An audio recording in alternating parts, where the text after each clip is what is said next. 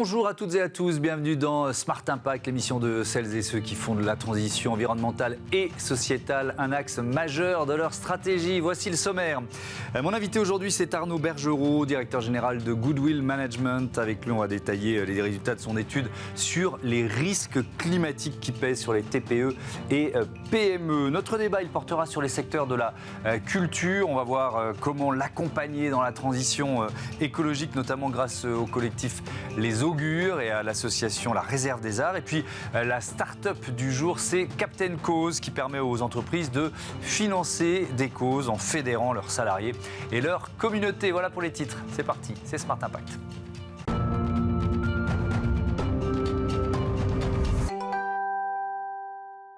Bonjour Arnaud Bergerot, bienvenue. Vous êtes donc le directeur général de Goodwill Management, cabinet de conseil en performance économique responsable, c'est ça ? Tout à fait. Bonjour Thomas, ravi d'être avec vous aujourd'hui. Goodwill Management, conseil en performance économique responsable, cabinet de conseil en RSE, en développement durable également. Qui sont vos clients ? C'est plutôt toute taille d'entreprise Ça va vraiment du grand groupe jusqu'à la PME, en passant par des associations aussi. Ouais. Alors, ce qui est intéressant, ensuite on va rentrer dans le détail de cette étude sur les risques climatiques, c'est que vous aidez vos clients à mesurer leur impact. Pourquoi c'est important, la mesure ? La mesure, c'est important parce que c'est le point de départ finalement, c'est le point de départ de l'action. D'abord on mesure, on fait un constat et après on sait quelle stratégie adopter, quelles actions mettre en œuvre pour atteindre son objectif. Alors on regarde donc cette étude réalisée avec la Maïf et l'agence Lucie sur les risques climatiques qui pèsent sur les TPE et PME. Peut-être pour commencer, la leçon principale de cette étude, qu'est-ce que vous en retenez ? La leçon principale. Alors, leçon principale, ce n'est pas un sujet qui est ignoré, numéro un. Ouais. Par contre, les PME ne sont pas prêtes aujourd'hui, elles travaillent plus sur le volet atténuation que le volet adaptation. Je peux y revenir juste après. Oui, on va expliquer ça, le volet atténuation et adaptation. Qu'est-ce que vous entendez par là ? Atténuation, ça veut dire quoi ? Atténuation du changement climatique, c'est comment finalement limiter les émissions de gaz à effet de serre. Donc, par exemple, vous voyez, faire son bilan carbone et mettre en place un plan d'action pour émettre moins de CO2 dans l'atmosphère et donc atténuer ce changement climatique. Ouais. Adaptation, c'est l'idée de se dire que ce changement climatique, de toute façon, a lieu et donc il faut s'adapter aux conséquences à venir.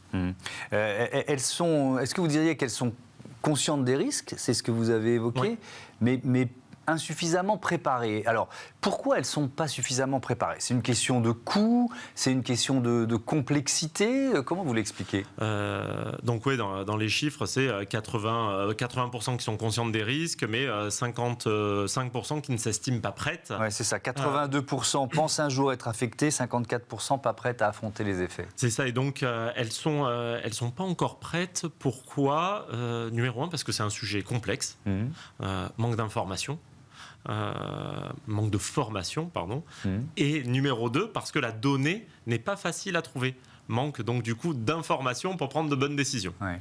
Peut-être si on fait un exemple, si demain vous cherchez à savoir si par exemple votre entreprise ou votre maison est dans une zone inondable, c'est relativement facile. Il y a les informations de votre commune, le portail géorisque, etc. Ouais. Si par contre vous vous dites, là où je vais construire une usine, où je fais des investissements pour 30 ans, quels seront les risques d'inondation dans 30 ans ? Là, c'est beaucoup plus difficile de trouver la donnée et de se projeter à ces échelles de temps. Ce sont pourtant les bonnes et celles que doivent prendre en compte les dirigeants et dirigeantes. Alors là, on parle des TPE-PME, ça représente quoi ? À peu près la moitié des salariés français, c'est ça ? Moitié des salariés, moitié de la valeur ajoutée, donc c'est énorme. Ouais. Si les PME ratent le virage de la transition écologique, ne sont pas prêtes aux conséquences du changement climatique, il y a la moitié de l'économie qui n'est pas prête au final. Donc c'est effectivement majeur. Alors si on rentre un peu dans le détail, on imagine, moi je suis chef d'entreprise, j'ai une TPE, effectivement je vais investir, m'installer dans une nouvelle ville, voilà. Comment je fais pour évaluer le risque. Parce que vous avez parlé du site Géorisque. Oui. Ça, c'est déjà un premier point de départ. Sauf que qu'est-ce qu'on y trouve sur le site GeoRisque? Alors, le site GeoRisque ou alors les outils qui ont été mis en place par la Maïf pour ces assurés. On va voir à quel risque on est confronté maintenant. D'accord. Donc, est-ce qu'on est en zone inondable? Est-ce qu'il y a des risques d'incendie? Est-ce qu'il y a des risques liés à la qualité des sols, etc. Ça, on peut trouver l'information. Mais alors, si on veut voir plus loin, effectivement, à 10 ou 20 ans, il y a des datas disponibles, enfin, potentiellement disponibles? Oui, il y a des datas disponibles, tout à fait. Il y a un gros travail qui est fait, par exemple, par Météo France. Et là, on va pouvoir trouver des données, mais ça devient tout de suite plus complexe, parce que l'avenir, il y a plusieurs scénarios. Et donc plusieurs niveaux de conséquences. Et donc c'est dur d'aller naviguer quand c'est pas son métier dans ce type d'informations et d'arriver à se faire une opinion qui permet de prendre des décisions. Mais donc quel conseil vous donnez déjà d'aller à la pêche aux données? Elles existent, soyez pas. Enfin, dites-vous qu'il y a des scénarios qui sont proposés. Donc, mais ensuite, c'est quoi? Trouver le bon conseil pour finalement trouver sa route parmi les scénarios proposés? Tout à fait. Là, aujourd'hui, il y a un besoin de conseils quand on voit qu'on peut être aidé pour identifier les risques auxquels on va faire face dans 10, 20, 30 ans. Donc ça, c'est un point. Et il y a également, je pense, un besoin de discuter avec les autorités compétentes, par exemple l'ADEME, par exemple les collectivités locales, pour leur demander l'accès à cette information. Parce qu'eux, ils ont des services de statistiques qui peuvent fournir de la donnée pour les entreprises. Mais alors ensuite, cette adaptation, elle coûte forcément cher. Ça veut dire quoi d'ailleurs, s'adapter? Parce que c'est compliqué intellectuellement ou psychologiquement de se dire, ok, je vais peut-être être confronté à une inondation, à des incendies dans une forêt qui est proche de mon usine, etc. Ou alors les conséquences de la sécheresse, des canicules. Il faut que j'investisse maintenant. Qu'est-ce que je peux faire en fait? On se donne des exemples concrets. Mais oui, allons-y. Des exemples concrets. Donc, par exemple, je suis dans une zone où il y a de forts risques d'incendie. Est-ce qu'il faut, par exemple, que j'installe un réservoir d'eau pour pouvoir me défendre en cas d'incendie? Ça peut être, vous voyez, un investissement tout à fait concret. Je suis une entreprise, ça peut être aussi des impacts organisationnels. Je suis une entreprise du BTP. Je me prépare dans les années à venir à avoir des mois de juillet et août caniculaires où on ne peut pas bosser la journée. Qu'est-ce que je fais? Comment je m'organise? Est-ce que j'impose à mes salariés d'être en congé pendant cette période? Comme ça, j'ai pas de chantier. Est-ce que je travaille à des horaires décalés? Est-ce que j'investis? Il y a eu beaucoup ce sujet cet été par exemple dans des vestes réfrigérantes pour garder la température corporelle à un niveau raisonnable. Vous voyez, c'est des investissements concrets qu'on peut faire pour se préparer. Et en fait, le bon conseil peut-être à donner à celles et ceux qui nous regardent, c'est de commencer le plus tôt possible, c'est-à-dire de ne pas se retrouver à tout investir d'un seul coup, c'est ça? Oui, ça, vraiment, je pense que c'est aussi le message qu'on doit passer aux dirigeants et aux dirigeantes, c'est commencer maintenant. Le changement climatique et ses impacts, ils vont évoluer au cours des dizaines d'années à venir. Et donc, commençons maintenant, petit à petit, pour ne pas avoir à tout investir d'un coup au moment où finalement les conséquences seront telles qu'on aura beaucoup de mal à y faire face. On peut schématiquement identifier 4 grands risques climatiques, la hausse des températures, inondations, sécheresse et canicules, incendies. En fait, on y est, quoi. C'est ça ce que moi, en préparant l'émission, je me suis dit, on se prépare à l'avenir, mais on y est déjà confronté. On y est déjà. Donc nous, on a fait passer un questionnaire auprès d'entreprises. Pour la petite histoire, on a clôturé le questionnaire fin juin. Donc si vous vous rappelez, fin juin, on n'était pas encore pleinement dans cette grande vague de canicule. Bien sûr. Et d'incendie. On avait fait face à la pires première incendies depuis très longtemps dans les forêts françaises. Tout à fait. On n'a eu que la première canicule et les 3 suivantes n'avaient pas eu lieu. Donc du coup, on n'est pas sur des chiffres alarmistes. Vous voyez, les dirigeants et dirigeantes n'ont pas répondu un peu dans l'urgence de l'actualité. C'était juste un peu avant. Donc ça, c'est intéressant. Et là-dessus, sur ces risques climatiques, il y a finalement ce qui est sur les températures. Parlons des températures numéro 1. Les températures, nous, ce qu'on observe, c'est qu'aujourd'hui, il y a près de 900 000 entreprises qui vont faire face à plus de 50 jours de température anormalement élevée dans l'année. Et sur un horizon 2030-2050, c'est 6 fois plus d'entreprises. 6 fois plus. Donc, des 50 jours avec des températures anormalement élevées. Sur les incendies, c'est à peu près la même chose, mais c'est x4. D'accord. Donc aujourd'hui, qu'est-ce qui provoque, puisque la Maïf est partenaire de cette étude, le premier fonds d'indemnisation, c'est quoi? C'est les incendies, les inondations? C'est les inondations. C'est les inondations aujourd'hui. D'accord. Et on sait comment ça va évoluer. Ce qui est vraiment intéressant avec cette étude, c'est la prévention, quoi. C'est de se dire, imaginons quand même un avenir qui sera compliqué, parce que le changement climatique, on va peut-être l'atténuer, mais il est là, et donc préparons-nous. Tout à fait. Il y a quelques années, si vous vous en rappelez, il y a un dirigeant d'une grande assurance qui avait dit « Un monde à plus 5 degrés de mémoire est inassurable ». Donc il y a cette conscience que potentiellement on ne va plus pouvoir assurer certains acteurs de l'économie dans quelques années. Et donc la prévention a tout son sens, aussi bien pour la société, mais aussi bien pour le business de l'entreprise, le business des assureurs, de prévenir les dégâts avant qu'ils arrivent. Et pour les entreprises elles-mêmes, maintenir leur business. C'est ça l'enjeu. Merci beaucoup. Merci Arnaud Bergerot. Merci à vous. Je vous dis à bientôt sur Bismat. On passe à notre débat consacré à la culture qui passe à la transition écologique. Retrouvez le débat de Smart Impact avec Veolia.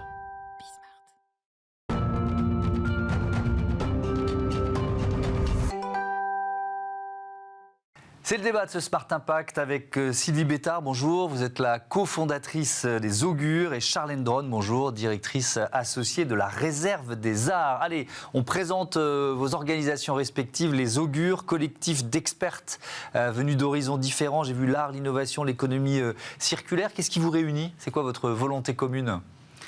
Ce qui nous réunit, c'est notre volonté d'accompagner en fait le secteur culturel. On vient toutes du secteur culturel et on a toutes fait ce constat que c'était un secteur qui était très peu accompagné par des structures extérieures et qui était aussi en demande en fait et en besoin d'activer sa transition écologique. Ouais. Donc on s'est réunis pour justement concevoir des programmes d'accompagnement pour les aider à s'adapter aux enjeux. Est-ce que vous nous dites quoi? Vous nous dites que le secteur avait conscience de la nécessité de la transition et de la mutation, mais pas forcément les moyens ou pas forcément les conseils pour l'enclencher, c'est ça? D'abord, peut-être que la prise de conscience, elle n'était pas là, je ne sais pas, je ne fais pas les questions et les réponses. Bon, je pense que la prise de conscience est beaucoup plus présente depuis 2 ans, on va dire, ça c'est évident.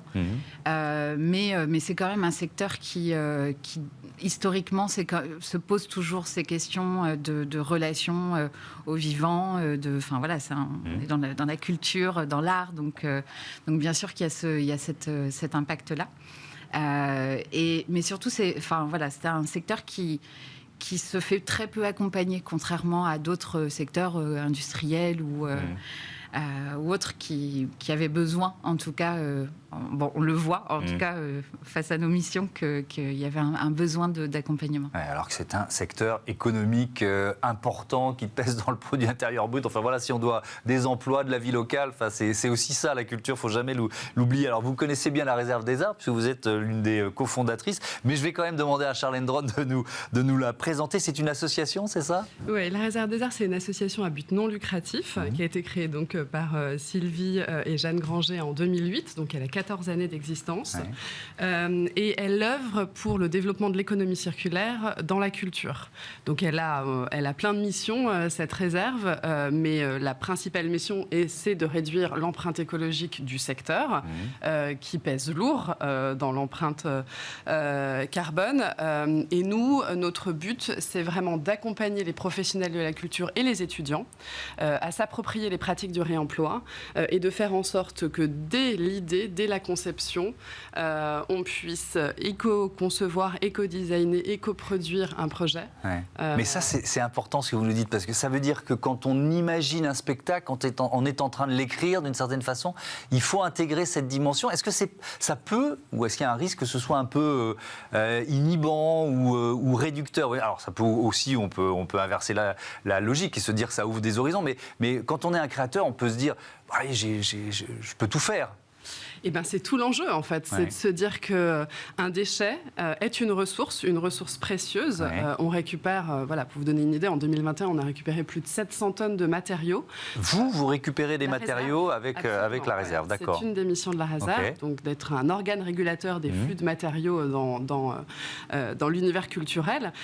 Et l'enjeu, c'est justement qu'on accompagne ces professionnels qui ont une sensibilité déjà et qui ont toute la technique et l'intelligence pour produire, finalement de manière, moi j'ai envie de dire, encore plus créative, et de prendre ces ressources, ces matériaux de réemploi, comme une opportunité folle d'aller encore plus loin dans l'expression de leur créativité. Sylvie Bétard, le secteur du spectacle vivant, bon voilà, comme le cinéma, c'est une période qui est assez difficile. Il y a des spectacles qui marchent très très bien, souvent les grandes stars, et puis d'autres spectacles pour lesquels c'est plus compliqué, baisse de fréquentation. Est-ce que dans ce contexte économique qui est un peu compliqué, les arguments que vous portez l'une et l'autre, ils arrivent à destination d'une certaine façon, ou est-ce que c'est plus compliqué ?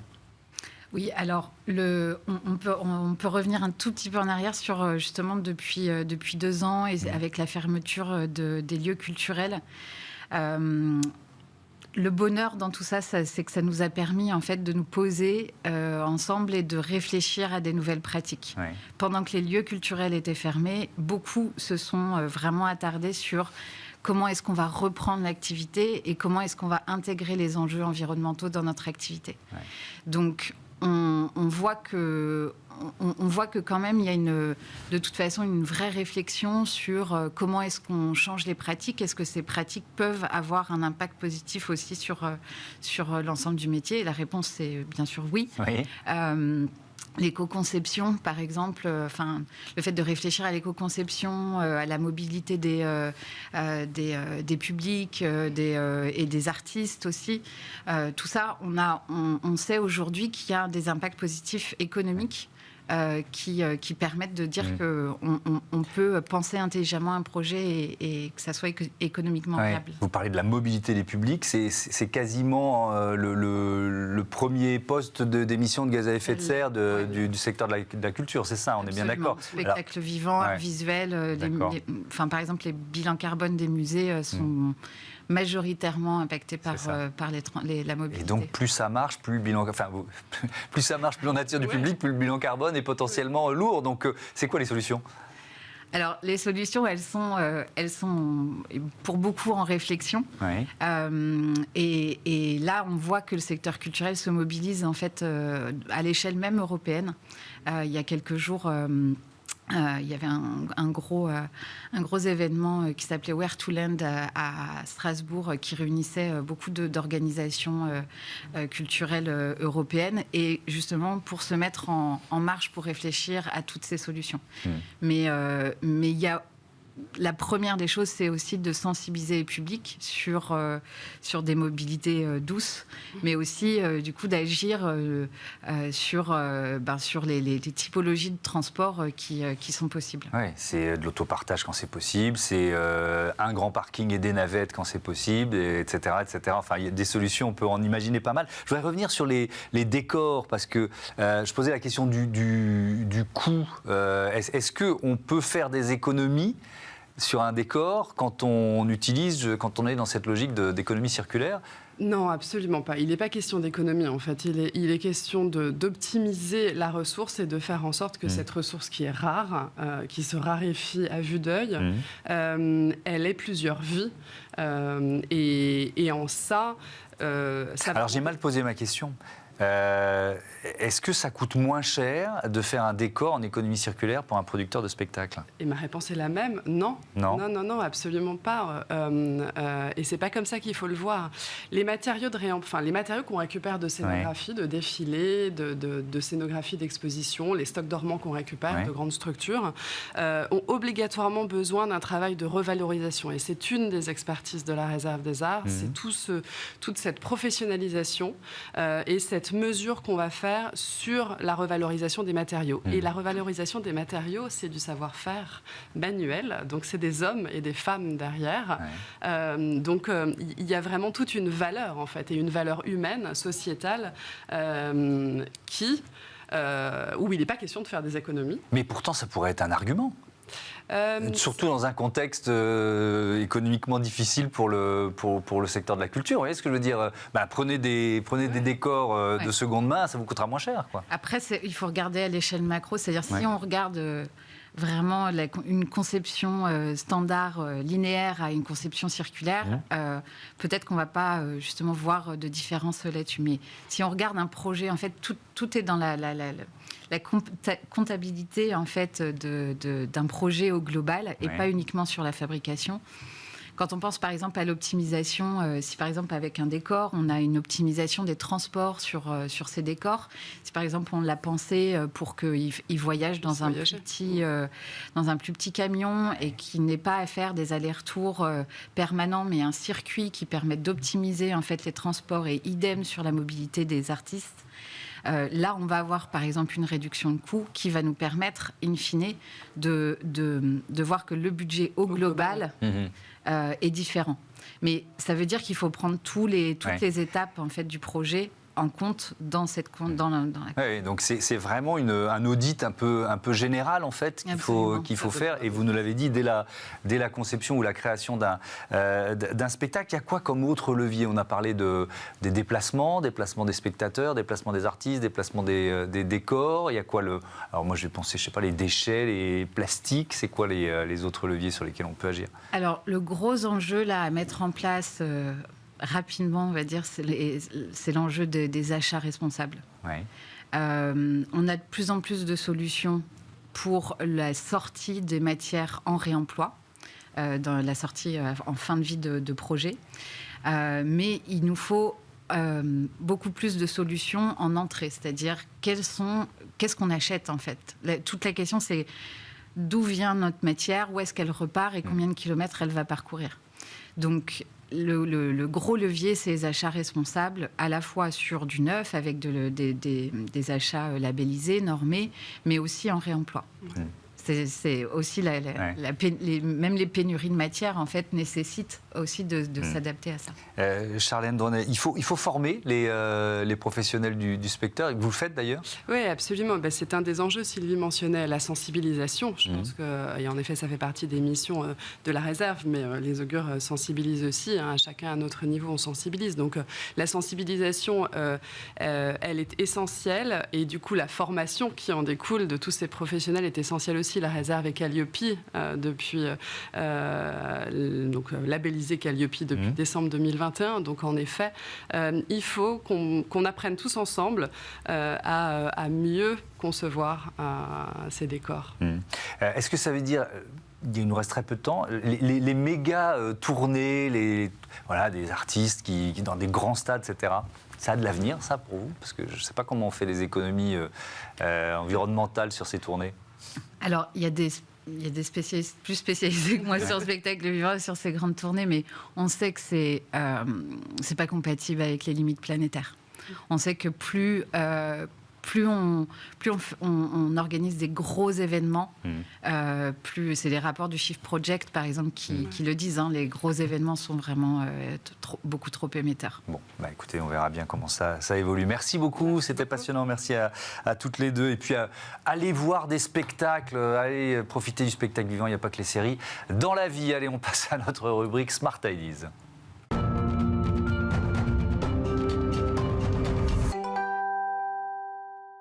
Smart Ideas avec Georges Badevant, bonjour. Vous êtes le directeur général de Captain Cause. Vous l'avez créé cette année, toute jeune entreprise avec 4 associés. C'est quoi Captain Cause? Alors Captain Cause, notre mission, c'est de créer une nouvelle source de financement des projets responsables.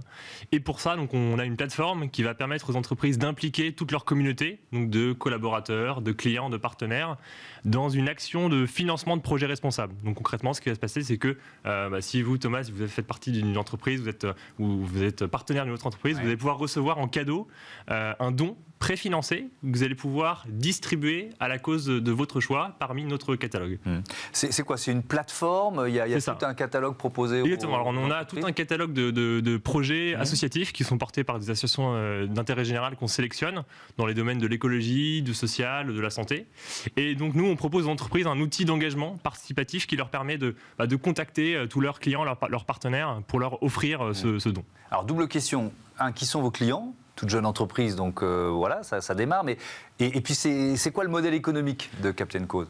Alors, c'est vrai que on s'est lancé en janvier. On a déjà eu plus d'une quinzaine d'opérations avec des clients qui sont pionniers. Ce sont des entreprises qui sont déjà désireuses de s'engager et qui ont des budgets marketing, des budgets d'engagement, de marketing, de communication, et qui vont vouloir redonner un sens nouveau à ces budgets marketing. Je prends un exemple. On a eu, par exemple, avec Great Place to Work, qui est un de nos premiers clients, qui a organisé un événement où ils ont décidé de ne pas produire de tote bags et de goodies. Et ils ont dit, on met ce budget dans des causes. Et donc, c'est tous les participants à l'événement qui vont pouvoir le distribuer en direct, en live. Okay. Et donc, c'est un peu un exemple des opérations qu'on fait. Ouais. Et sur le modèle, alors 100% des dons sont reversés aux associations. C'est extrêmement important. Pour nous, ça passe par une structure d'intérêt général qu'on a créée, nous, qui est un fonds de dotation. Ensuite, nous, il y a une commission en plus d'un certain pourcentage selon l'ampleur de l'opération. Alors, c'est intéressant parce que finalement, vos interlocuteurs sont les directeurs marketing. C'est ça. En fait, l'idée, c'est que les entreprises ont souvent envie de contribuer à des causes, d'agir davantage sur les enjeux de responsabilité, mais c'est parfois difficile de débloquer des nouveaux budgets RSE. Et donc l'idée, notre approche, c'est une approche très pragmatique, c'est de se dire qu'il y a déjà des budgets au cœur des entreprises qui pourraient être reversés en partie, qui pourraient être convertis. Et donc, comme on fait du don une action d'engagement participatif, du fait de cette nouvelle mécanique où vous financez et l'entreprise finance et vous distribuez, eh bien, voilà, on s'adresse au marketing. Ouais. Parce que vos interlocuteurs, ça aurait pu être les fondations d'entreprises. Alors, on a aussi des fondations qui font déjà des actions de mécénat, qui ont déjà des associations partenaires. Et à celles-ci, ce qu'on leur propose, c'est de rendre plus participatives leurs actions de financement, que ce soit pas juste un comité directeur, mais qu'elles puissent donner la parole lors d'un événement à leurs collaborateurs. Est-ce que vous diriez que c'est une nouvelle forme de philanthropie d'entreprise ? Exactement, c'est ça. En fait, on veut simplifier et rendre la générosité plus accessible, en la rendant beaucoup plus simple aussi. Aujourd'hui, pour un responsable marketing communication, savoir comment on fait un don, c'est très compliqué, à savoir comment je fais d'un point de vue fiscal, d'un point de vue administratif. Donc ça, c'est une chose. Et en plus, il y a beaucoup de défiance, à savoir, on ne sait pas toujours à quelle cause donner. Alors ça, c'est une question que j'allais vous poser. Comment vous choisissez les causes, les associations, et comment vous garantissez d'une certaine façon la bonne utilisation des dons ? Parce que c'est une interrogation légitime et c'est souvent un frein. Aux dons. Exactement, et on entend souvent ça. Nous, le positionnement qu'on a avec Captain Cause, c'est de vouloir amener beaucoup de confiance dans le don. Donc, premier élément, première brique de confiance, on sélectionne les associations qui sont toutes des associations d'intérêt général, basées en France sur l'écologie, le social, la santé. Il y a une quinzaine de critères qu'on a, on surveille leur structure et leur gouvernance. Et en plus, chaque association s'engage à donner des nouvelles du projet financé. Et donc ça veut dire que chaque participant qui aura fléché son don à une association, par exemple Ma Petite Planète ou WeTech, qui sont des belles assos de notre catalogue, eh bien je vais recevoir quelques mois après des nouvelles du projet financé. Donc pour nous, on réalise ce contact, cette communication avec les associations, et c'est la meilleure manière pour nous de garantir cette traçabilité, cette nouvelle forme de confiance. Ça fédère les communautés. Par exemple, ce terme-là, c'est intéressant, en fait, aussi. On aimerait bien, le rêve et la magie qu'on apporte avec Captain Cause, c'est de pouvoir fédérer par le sens, tout simplement. Merci beaucoup, merci Georges Badevant et bon vent à Captain Cause. Voilà, c'est la fin de ce numéro de Smart Impact. Un grand merci à toutes les équipes de Bismart et merci à vous de votre fidélité à cette émission et à Bismart, la chaîne des audacieuses et des audacieux. Salut!